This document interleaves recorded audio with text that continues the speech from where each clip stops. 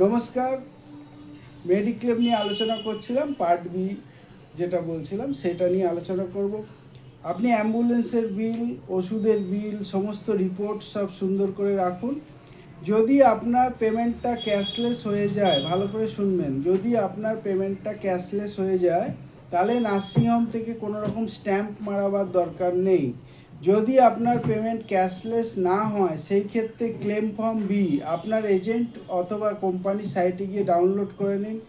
Claim form B, ঠিক আছে? এটা গুগলসে গেলেই পাওয়া যাবে। যদি অসুবিধা হয় আমাকে ফোন করবেন, আমি আপনাকে হেল্প করব। তা এই ক্লেম ফর্ম বিটা নার্সিংহোমকে দিলে ওরা স্ট্যাম্প মেরে দেবে যে কী কারণে পেশেন্ট ভর্তি হয়েছে, ঠিক আছে? এই ক্লেম ফর্ম বিটা কিন্তু আপনাকে সাবমিট করতে হবে। আমরা চাই যে যখন আপনি ছাড়া পাচ্ছেন, মানে পেশেন্টকে নিয়ে আপনি বাড়ি আসছেন, হতে পারে আপনি বাইরে আছেন, বাইরে হয়তো দেখা গেছে ব্যাঙ্গালোরে আপনি ট্রিটমেন্ট করাতে গেছেন, সেই ক্ষেত্রে কিন্তু ক্লেম ফর্ম বিটা স্ট্যাম্প যদি না থাকে তাহলে কিন্তু আবার আপনাকে যেতে হতে পারে, বা কোনো রকমভাবে পোস্টের মাধ্যমে ওদেরকে রিকোয়েস্ট করলে ওরা করে দেবে। তা আপনি যদি ফার্স্টেই ক্লেম ফর্ম বিটা দিয়ে দেন তাহলে নার্সিংহোম যেদিনকে পেশেন্টকে ছাড়ছে সেদিনকেই আপনাকে ক্লেম ফর্ম বিটা স্ট্যাম্প মেরে দিয়ে দেবে।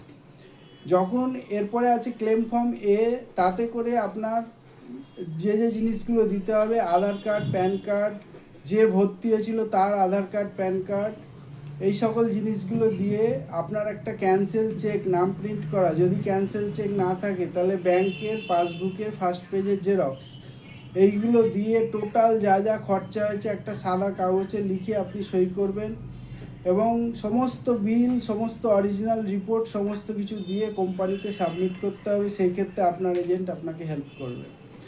যদি এজেন্ট হেল্প না করে আপনি ডাইরেক্টলি কোম্পানিতে পাঠিয়ে দিতে পারেন বা নিজে গিয়ে জমা দিয়ে আসতে পারেন। তো এই হচ্ছে, তারপরে যথারীতি টাইমে আপনার কিন্তু আপনার পেমেন্টটা আপনি পেয়ে যাবেন। থ্যাংক ইউ, ভালো থাকবেন। এরপরেও যদি কোনো রকম সহায়তার দরকার হয় তাহলে আমাকে ফোন করবেন। আমার ফোন নাম্বার 9830688175। Thank you.